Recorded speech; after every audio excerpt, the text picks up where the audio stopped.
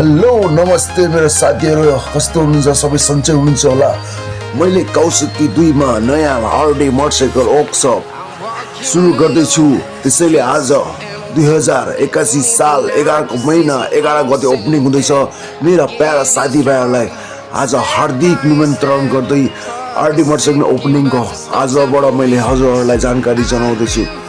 आज मेरो लोकेसन रहेको छ काउसती 2 हाइवेदेखि 200 मिटर भित्र मिलिजिली चौकमा रहेको छ। र साथीभाइहरु आएर भिजिट गर्नु होला। आज ओपनिङको दिन 2081 11 महिना 11 गते। ल मेरा प्यारा साथीहरु हार्डी मोटरसाइकलमा आएर सर्भिसिङ तथा अन्य कार्य गरेर जानु होला।